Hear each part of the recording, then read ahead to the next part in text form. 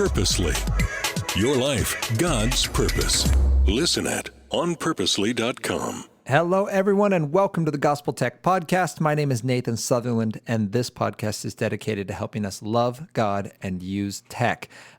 Today's conversation, we are talking about video games. Specifically, we're talking about how do we find a balance with video games, or my kind of subtle title, or secondary title, however you'd say that, is the video games and the battle for greater reality.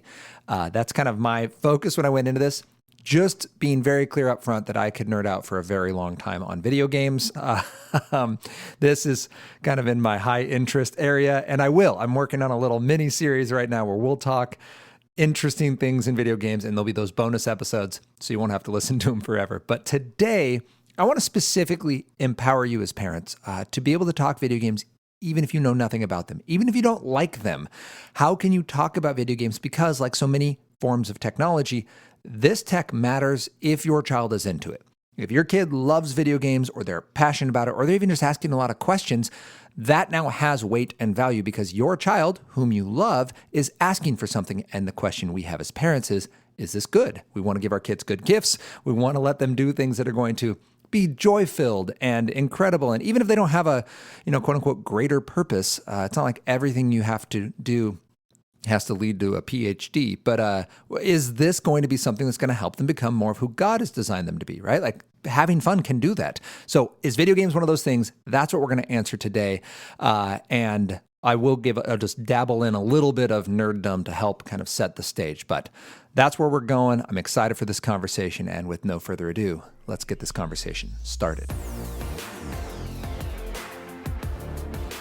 Welcome to the Gospel Tech Podcast, a resource for parents who feel overwhelmed and outpaced as they raise healthy youth in a tech world. As an educator, parent, and tech user, I want to equip parents with the tools, resources, and confidence they need to raise kids who love God and use tech.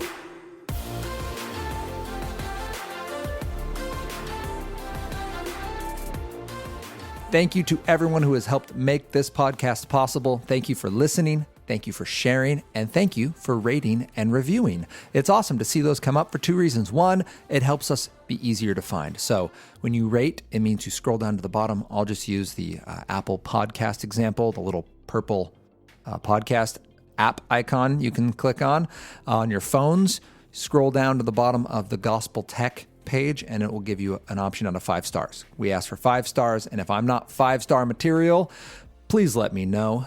You can write me nathan@gospeltech.net, and I would love to make improvements to make this a better resource for you, for your friends and family, so that you feel equipped and empowered to love God and use tech. Then, if you'd be so kind as to leave a 1 or 2 sentence explanation. It's so helpful because when people, just like when you and I go and look for a new podcast, we have a limited amount of time. Right? There's only so long we drive or so long we do yard work. So if we're going to listen to something, we want to make sure that it's been vetted by somebody out there, that we're not spending all of our time just churning through the hundreds of optional podcasts on any given topic or genre. So parenting and Christian parenting, tons of options. Not a lot of gospel texts out there, I will tell you that. So would love for more families to find out about it. Thank you for doing that. Okay, so let's get started in today's conversation. To begin, let's quickly review last week. There was a 2-part series, Making Friends in a Social Media World, this idea of social media and smartphones, and is that the new cul-de-sac? How do we make friends? And then the second part were these 3 examples of when friendship matters and that focus on being present, that digital friendships are amazing, but only as long as they're really building the in-person, because sometimes we just need people to grieve with us, and we just need people to be in the room. And so if you haven't listened to that, go listen to it, because it does tie into today's conversation. We're talking about video games, another area where we feel like our children can get sucked in. Here's where we're going to start. First, for context, why would anyone like a video game? If you're not a gamer, it might be hard to understand why we're even having this conversation, because video games, as a very dear friend of mine just told me this week, are stupid. I was like, that's a pretty strong take. Like, it's a multi-billion-dollar industry and millions of people play them, but okay, like, I get it. You don't like them. And I found that this is one of those things with the conversation that people are kind of all in or all out. They either think they're an incredible waste of time or they're the coolest thing since sliced bread, and they wonder why not everyone plays video games. So here's just a little bit of context. If you don't understand video games, why would anyone play them? I'll just start with because they're awesome. Like everything that is cool happens in a video game. And it happens faster and safer and all of those things. You can get into the awesome immediately. You don't have to wait around. Like there's very little delayed gratification in video games. So that's the first thing you need to understand. The second is they are interactive. So unlike watching movies, I found that many people that really, really enjoy video games frequently don't enjoy movies as much. Some of them might be like myself, and we just almost loathe movies because you're sitting there and watching other people have adventure. And it's fine. It's not bad. But I would rather read a book because at least I get to do something, or play a game. So that's the interactive part does matter. And that leads us to our third point, which is really important to know, which is at the end of the day, they are just games. So they have something you're trying to accomplish. They have a challenge to overcome. They have rules that you have to follow. And they're going to have a victor, which if it's you against the computer, it's always you. These games are meant to be beaten. They're meant to make you feel awesome. Some of them are player versus player, PvP, where they are battle arenas like a Fortnite or an Apex Legend or even like a World of Warcraft, where you can lose. But at the end of the day, you're still supposed to be having fun in the process. They are simply games. That is, except when they're not. And so I think it's important then to recognize in the bigger picture that not all games are created equal. We'll talk a little bit about that today. That's not the point of today's episode, but I do want you to know this, that there are games with design hooks in them. And so the reason I say that is like chess or checkers has 0 design hooks, including the pacing. They're very slow and methodical. Some video games, if you go back to like a Mario Brothers or a Mega Man or something, Duck Hunt, they have a goal. Sure, you're progressing through levels and it's happening on a screen, but at the end of the day, like you're overcoming a singular challenge. Modern games sometimes have little hooks, and I'll give you one example. Clash of Clans, for example, has a hook where they expire the amount you can play the game. So you get the game for free, you begin playing it, and you're building up a little village, and then you go off and fight other groups. But they have a limit on 2 types of resource and on how fast stuff you want to build builds. So you want to build more units? Great. That's going to be an hour or 4 hours or a full day, 24 hours. And then they have this wonderful design little trick where they go, oh, well, I mean, you could wait 24 hours or you could pay 50 cents or $1.50 or $5, and we will let you replenish all of those resources and go again right now, right? Those units you were trying to build, they can be ready to go right now. Which, if you're a kid who only gets to play on a Friday or a Saturday, right, that you're getting a full week of play for $5. What? I mean, $5, that's a great deal. And in doing so, these companies can make $1 billion in a year on a free-to-play game. And it does leave a certain sense of dissatisfaction, but not all the games do that. There are games, I would actually say Minecraft is one of the best at engagement in this way, where they take something as simple as curiosity, and then they leverage that to get you to come back. Because remember, when you get to Drool Tech, it wants to take your time, your focus, and your money. And Minecraft, I think, is one of the best. This is why Dr. Christakis from Seattle Children's Research Institute says that Minecraft is one of the most addictive games. He's the amazing researcher there. If you have not looked him up, do look up Dr. Dmitry Christakis. But he does say that Minecraft is one of the most addictive, and the reason being just the sheer size of the world. There's a limitless number of things you could do. Therefore, your brain builds out a limitless number of things to try, and your curiosity drives the play, which often is a very good thing, except when, as we're going to see today, it ruins the balance. If you are curious and wondering and building, and you're getting more of your child in the rest of life, and that's overflowing and really just bringing more of your child to the surface, and that's awesome. Very good. Many times with games like that game, not that game specifically, but many times when video games go sour, it's because we see our child getting so drawn into this game, into the culture of the game, into the people of the game, meaning the people they play with, their community is only with this game, that they become so one-sided, so overemphasized on a single facet of their personality that they start to wilt in their other areas, and all their other investments start to go by the wayside. And we as loving parents or family members or even spouses start to become concerned, and we begin to wonder, is this outlet healthy That's where we are taking this conversation today. In the next few minutes, what we're going to run through is this conversation. How do we know if our video games are balanced? I've now introduced just how can someone find it interesting, and where is the concern? Why aren't video games the same as every other game? That's what I was trying to address there with the Minecraft and Clash of Clans example, but there's full other episodes. If you want to go back to the crash course on video games, you can kind of hear more of that in depth. But in this conversation, we're going to say, all right, how do we know if we should bring this new tech in? How do I know which games are acceptable? How do I know if the games that we've accepted that fit our expectations are remaining healthy? And how can I be a part of their world once they're in it? Once we're sure that the video games aren't the problem and they're blooming and blossoming as human beings and they're fulfilling their purpose in Christ, how do I be a part of that process if I'm not a gamer? If I am a gamer, but maybe, anyway, I'll address it. So those are the 4 things we're going to be addressing in today's conversation. So let's get that part of the conversation started. I'm so excited about the way this has started. Let's continue the momentum. So we want to know how we can find balance with video games. First thing is we do what we do with any new technology. We talked about this in the smartphone and the social media one there's episode 133 of this podcast. If you go back, it's how do we know if our child should get new tech when they come to us? First thing we ask is it safe? And in that, there's a number of things. You can go to the podcast episode for all of the options, but really we want to know a couple things. One, does this thing have the internet on it? Does it have access to the internet? Because with the internet comes strangers, bullies, and pornography, or just unhealthy, unsafe adult content in general. I should actually be more broad because there's stuff about self-harm or drug and substance abuse and glamorizing disorders. And it's a kind of a tricky world when your kid gets on the internet. So we just want to know, with this new technology, does it come with the internet? The second thing, and really before that, we should even look at, but the second I'll bring up is it tool or drool tech, this thing that they're asking to use? Meaning, does it help them create or does it help them consume?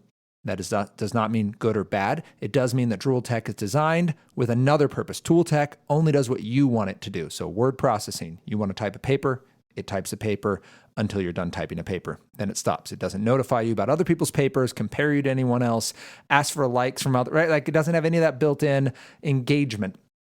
Drool tech, on the other hand, wants to take your time, your focus, and your money. And we just need to know that up front when we're talking about safety. Is this tech going to be a good call for our kiddo? The third thing we should probably ask is, does it have apps? Really, I guess it'd be 2 parts. Does it have apps? Is part of the internet? It also is part of the design and accountability, how we're going to make sure that this is removing that live anonymity, that our child feels like they're unknown on the internet and therefore can do what they please, but to always recognize that there's accountability. Apps can be tricky to keep accountable sometimes. But we also want to know, is this going to be overstimulating? Does this game that our child is jumping into, when we look at safety, does it just match a pace of life that is going to be healthy for our kiddo? I'll help in a little bit on how we can assess what that safety might look like for overstimulation. So that's the first thing we look at with new tech. The second is family expectations. If you don't know what I mean by that, the best example I can give is Philippians 4:8. I encourage every family who's prayerfully following the Bible and specifically living out of the hope of the gospel that is presented in the Bible in Christ. We then look at, okay, should we use this tech? What video game should we use? Well, we look at Philippians 4:8, and we're given whatever is true and honorable and just and pure and lovely, if it's commendable or worthy of praise. These are the things we set our brains on. So when we look at a video game, we go, all right, the messaging of this game, is it true? This game and its purpose, is it honorable? The way this game handles character interactions, is it just? The focus of this game, is it pure, right? Like those are the things we're thinking about. So we simply look at a game and say, does this fit our family expectations? If we want the things we set our hearts and minds on to be Philippians 4:8, great. Now we have a family expectation. You're welcome to add whatever you would like to that family expectation, but that's a great spot to start. Then we go, does this new technology, in this case video games, support my child's purpose?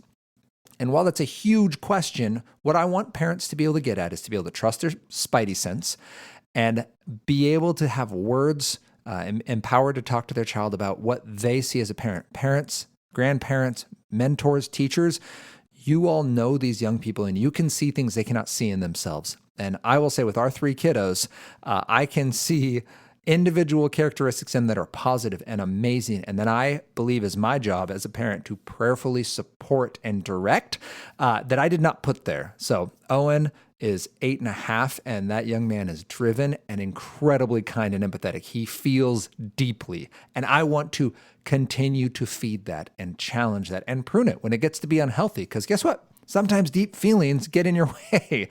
And so we need to talk about how do we process these strong feelings we have. With Henry, he absolutely loves individuals. He loves people. If you have a face, you're his new favorite person. He has an incredible sense of humor and a way with words, and I want to feed that, and I want to see it grow. And his ability to read right now is just, it's impressive. Not because we've done anything different with him other than Owen or Hadley, but just we are watching his mind grasp these concepts and run with them in ways that really we can just give him positive ways to grow that, right? There's negative ways to grow his passion for reading and words. He can learn how to be really snarky and snippy and use it as a weapon, or we can teach him how to engage those ideas and understand when he's slipping into being mean versus being productive or incisive.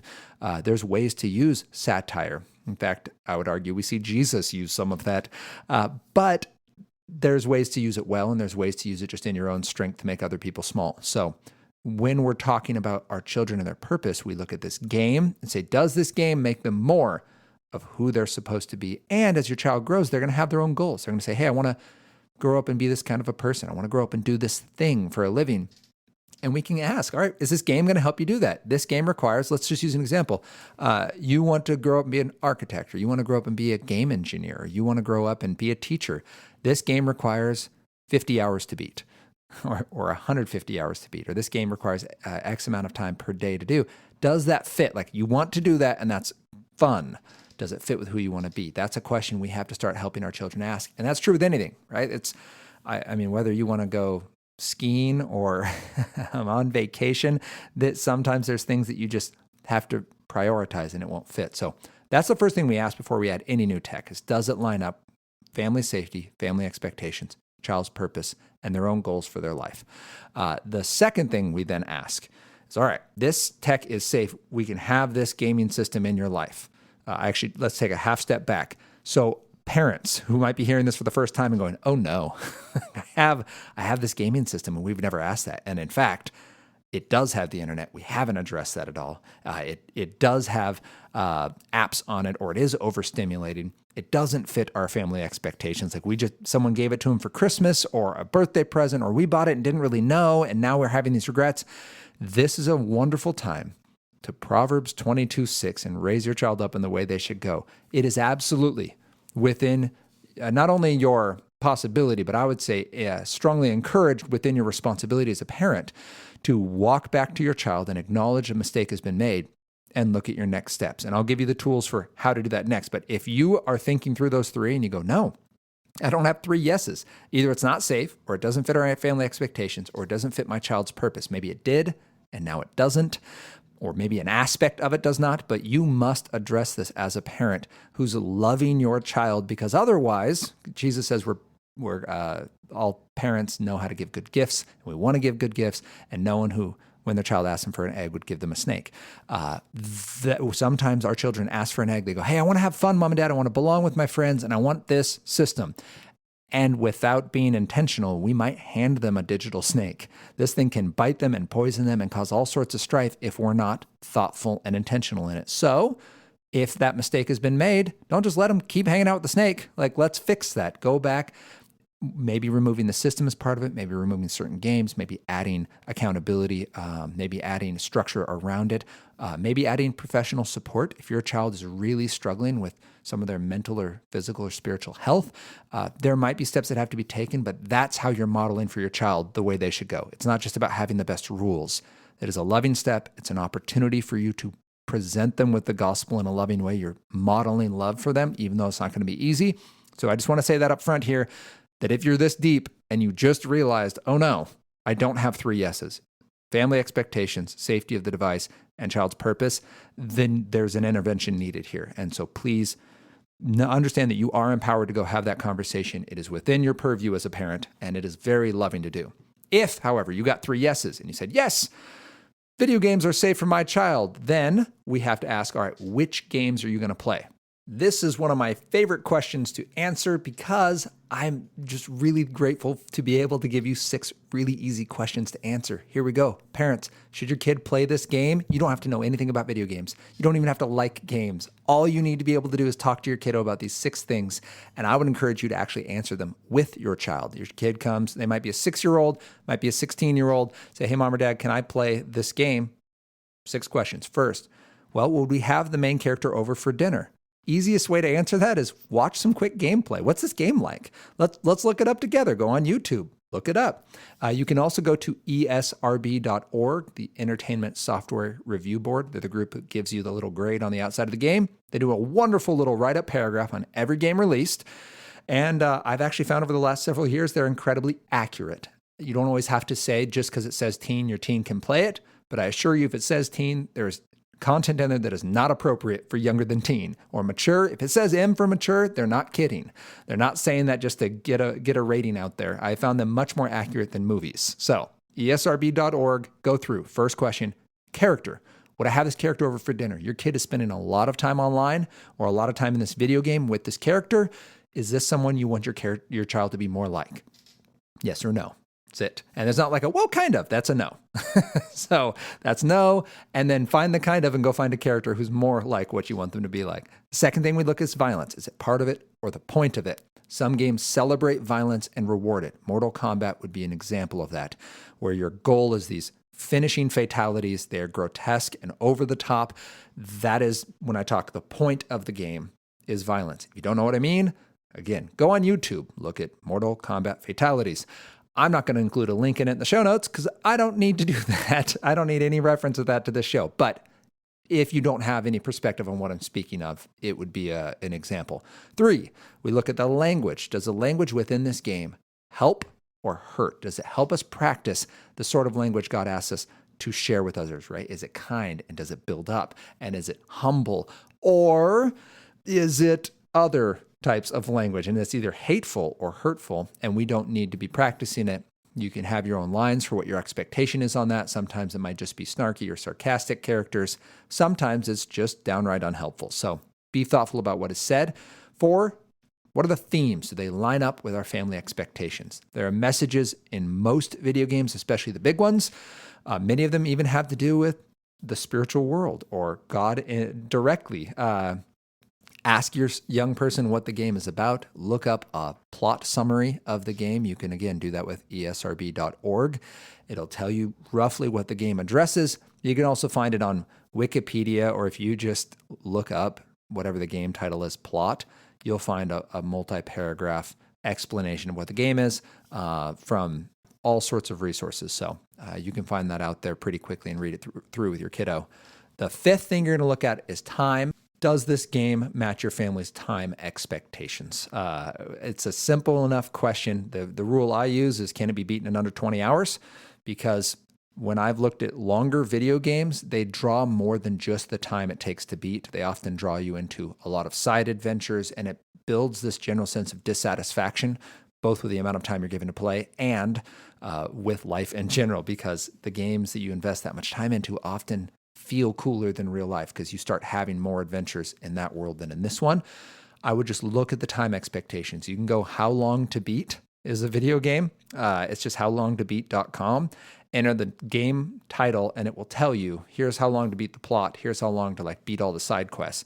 So something like a Minecraft will be over 100 hours, or a Skyrim or Elden Ring. These are all games that don't have a quick ending. That's going to be important to know because usually if there's friction around time, it's that your child wants to invest more in it and the family says, yeah, but this game doesn't really help you in any way. In fact, it might deter you. I'll give you a tool here in a minute on how to know if it's unhealthy because of time. But that's time. If it can be beaten in under 20 hours, there's a good chance this game is going to be okay. I would put a caution on some games. They're not meant to be beaten. So Minecraft would be one of these. In fact, Dr. Dimitri Christakis from the Seattle Children's Research Institute says Minecraft is one of the most unhealthy games he's seen for young people, not because it's programmed in an unhealthy way per se, but because the world is so expansive. Young people are actually just powered by curiosity at this point. So Even games like Minecraft, which is really cool. It's like digital Legos, except it has limitless blocks and limitless exploration and a lot of quests that are added in there as part of the downloadable content or even just in the core game that drive our young people back to it with curiosity. And instead of that curiosity finding an answer and now being resolved, it's finding more quests, which drives more curiosity, which drives more quests, which now starts this cycle of, instead of feeling contented that you've learned something and done something, it develops a series of basically limitless consumption, which is concerning to us. So that's why we care about the time. And I wanted to explain that well, because there's no specific time in research that says just never play a game that is over X amount of time. I set 20 hours because in my experience with gaming and my research on games and my talking to families with games, when time becomes an issue, it's usually games that are encouraging effectively limitless play, hundreds and hundreds of hours. The one caveat is if your game is a battle arena game like Fortnite, OverWatch, Apex Legends, these games might be 15 to 20 minutes to play, but they aren't meant to be beaten. Instead, you have to play lots and lots and lots of rounds to get good at them. So keep that in mind, because that will, again, it's going to be a time expenditure that your child's going to want to do because of the nature of the game. The sixth thing you ask. So first, take it from the top. When you said, should they play this game? Look at the characters. Would we have them over for dinner? Violence. Is it part of it or the point? Language, themes, your time investment. What's our commitment here by saying yes to this? If your kid, by the way, battle arena game, kids always ask me to tell parents this, you can't pause them. Parents, you need to know that. If your kid's playing Fortnite, they can't pause that game. In fact, if they leave that game because it's dinner now and they're 8 minutes into a 15 or 20 minute round and they leave, their team gets punished and they usually get some kind of demerit put against them. So just know that if you're allowing them to play that, you are also agreeing to either have them just swallow the punishment and take that bitter pill for all that hard work they've been putting, or you're going to have to allow them to say no when you tell them to do something, because you understand that that will actually hurt their standings in this game you said they could play. So just make sure that conversation's happened. Sixth thing then is just the experience of the game. I break this down into 3 areas. Is the game played online? Again, access to the internet, access to strangers. What does that look like that this game happens in an online world? Second is, does it played competitively? Meaning, is it player versus player? And is this game part of like a professional gaming network? So Overwatch, Fortnite, Apex Legends have professional tournaments. That's really important because your child is seeing that, and pro gaming is now in front of them and they're watching people make money doing this game they like. And that's a very different world of gaming compared to something that's just played for fun. Competitive gaming also will make your child want to practice more because they want to be good. And that is just a different conversation to have of, all right, how much of this is still fun and the point of a game? And how much of this is slipping into an investment of time and effort that would be much better spent developing something that could still be fun and interesting and engaging, but it would also develop you into the person you need to become. And finally, it's microtransactions, that ability to spend money, like I mentioned in Clash of Clans, to get that quick reward and do so at the expense of real world money. So that's the final thought with experience of a game. Actually, I'll add one more. You also need to know the game culture. This is another one to keep your eye out for. Search for the game first. So do a quick Google search. Look at the game and the kinds of reviews that they're getting and the kinds of things they celebrate. Then also watch a game once your child is playing it. You're going to get a feel for that. I encourage parents to look at game culture through watch a video on the game, read an article about the game, and then somehow watch like the gameplay of it. And at that point, you're going to have at least a general idea. I'll give you one example of an extremely tricky one. I think it's the most tricky game out there to review well. And so I'm just telling you right now as the example. So at least you've heard of it and kind of know that it's a thing. The game Overwatch is made by Blizzard. It's a wonderfully made game. It's a battle arena game, so it's these 15-minute shoot 'em up first-person shooter games. But it's cartoony and it's very colorful, and there's a lot of positive to it. And one of the positives would be these digital shorts they made. So the game doesn't really have any storyline. The premise is you're just battling each other, so you don't really need a lot of character development. However, Blizzard dumped tons of effort into making each character these 6.5 or so minute intro videos. Some of them are more or less appropriate, but they introduced these characters, and I included a link at the bottom for the Bastion video. He's a mech, and it's a really cool digital short. Even if it wasn't related to this game, it's just an amazing little video, beautifully done, great colors, really cool storyline. You'll have all the feels in watching it. So please, if you want to know, like, why would people like video games, watch this video. I believe it does an excellent job of introducing anyone to why video games are such a powerful medium for just communication, story, and adventure. However, Overwatch is also an exemplary, standard for how it can go wrong. Fans saw these videos, thought that's really cool, and decided to make their own content, and it's incredibly inappropriate.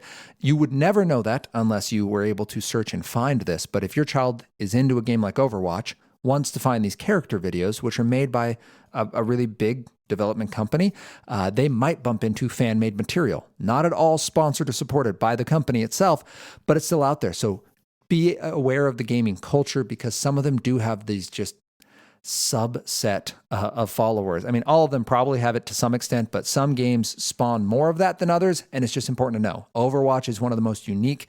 Fortnite would be right there with it, but anyway, so just know that is out there, and knowing the game culture is part of it. So at this point, I actually want to tap the brakes on this conversation and review what we've done, and we're going to have this be this episode. I didn't feel good cutting out anything we've said so far, and I don't also feel good just piling more on. So we're going to have a part 2 of this conversation on Thursday. Here's what we've covered so far. We know that when we look at video games, we can answer 3 questions to know if we should even bring this system in. First, is it safe? Second, does it fit our family expectations? And third, does it support our child's purpose? Does it bring out more of them or leave us with less of them after they engage with this? Second is, for the game itself, those 6 questions. We want to know if this game is a good fit, and we're going to figure that out by asking 6 questions. We're going to ask a question about the character, about the violence, about the language, the themes, the time, and that game experience, that overarching culture of the game, to make sure that it is, in fact, going to be a good fit. If it is, then we know the system's a good fit, that the game is a good fit, and now we're going to move forward. And when we talk on Thursday, I'll address how we can ensure that it stays healthy, and how we can be a part of their world, whether or not we're a gamer. So I got excited about it. As I mentioned at the beginning, I could talk a lot about this. So I do want to end it here, because I think you have enough to reflect on. I hope and pray it was encouraging to you. I hope you feel empowered to have this conversation, that you see how this can apply to your own life, to your own marriage, to your own kiddos, and to those conversations when kids come over.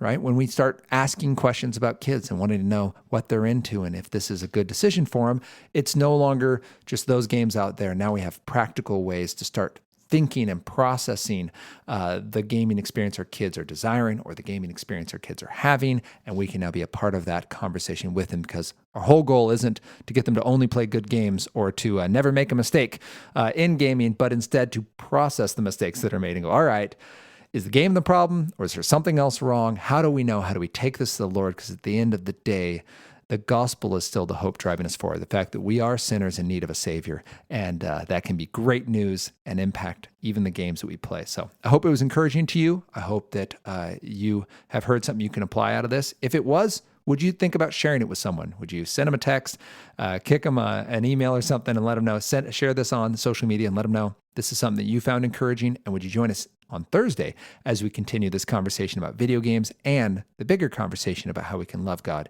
and use tech?